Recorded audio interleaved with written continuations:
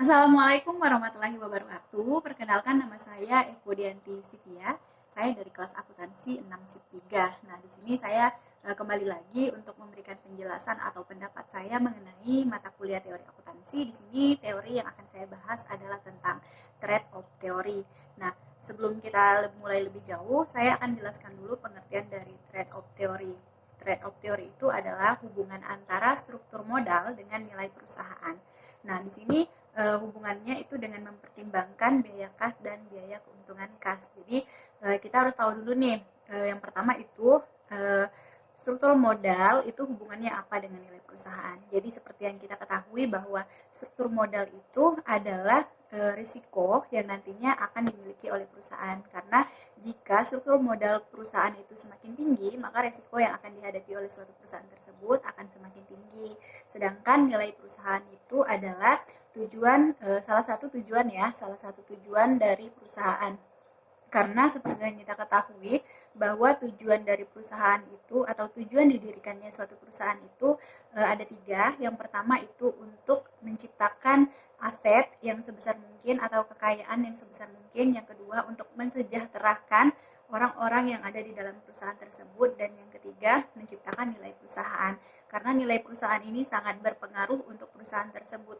Jika nilai perusahaan itu tinggi, maka nanti akan mengundang atau menciptakan keuntungan untuk perusahaan karena seperti yang kita ketahui jika nilai perusahaan itu tinggi itu akan menjadi sinyal positif untuk perusahaan karena nanti akan menarik para investor pada saat akan melakukan perusahaan karena sebelum investor melakukan investasi atau menginvestasikan uang atau saham yang dimilikinya, mereka akan mencari tahu terlebih dahulu mengenai perusahaan tersebut, baik dari resiko keuangan, struktur modal dan juga nilai perusahaannya. Karena kalau misalnya perusahaan memiliki nilai modal atau nilai perusahaan yang baik, maka perusahaan tersebut bisa memberikan dampak yang baik juga pada investor.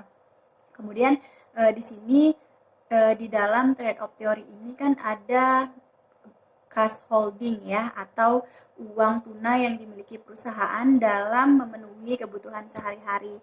Nah, cash holding ini adalah uang atau aset yang dimiliki perusahaan itu digunakan untuk keperluan sehari-hari, uang yang ada di tangan seperti itu.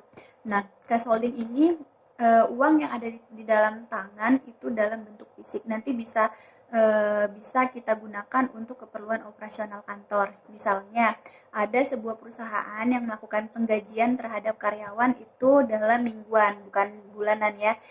Ada beberapa perusahaan atau tempat kerja itu yang memberikan sistem penggajian mingguan untuk para karyawan. Nah, ini gunanya cash holding tersebut. Jadi cash holding ini atau uang tunai yang dimiliki perusahaan dalam memenuhi kebutuhan sehari-hari ini juga bisa digunakan dalam penggajian karyawannya.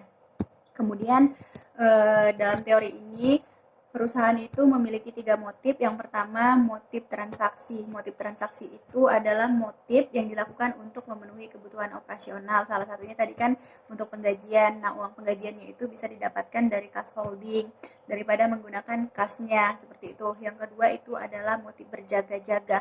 Nah, motif berjaga-jaga ini dilakukan perusahaan atau digunakan perusahaan itu untuk dalam keadaan yang tidak terduga. Misalnya dana cadangan yang nanti ada atau dana cadangan yang ada dalam aliran kas itu kalau misalnya nanti itu tidak terduga. Jadi motif berjaga-jaga ini disimpan atau digunakan pada saat keadaan yang tidak terduga.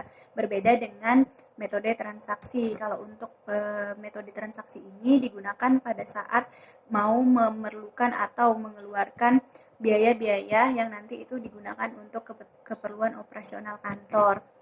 Nah, jadi di sini pentingnya, kenapa penting sekali cash holding itu dilakukan karena manajer itu harus bisa menghandle cash holding perusahaannya karena kalau misalnya kas digunakan terlalu banyak itu nanti kan tidak bagus untuk perusahaan. Jadi lebih baik kita meminimalisir atau membatasi pengeluaran-pengeluaran atau penggunaan biaya yang tidak begitu diperlukan perusahaan, atau kita bisa meminimalisir atau mengurangi jatah untuk suatu keperluan dan kebutuhan lainnya, sehingga nanti bisa memberikan manfaat yang baik untuk perusahaan dan juga dapat meningkatkan nilai perusahaan. Karena seperti yang kita bahas di awal, nilai perusahaan itu sangat penting untuk suatu perusahaan, karena sehat dan tidak sehatnya perusahaan itu di sini kan ada hubungannya dengan struktur modal dengan nilai perusahaannya.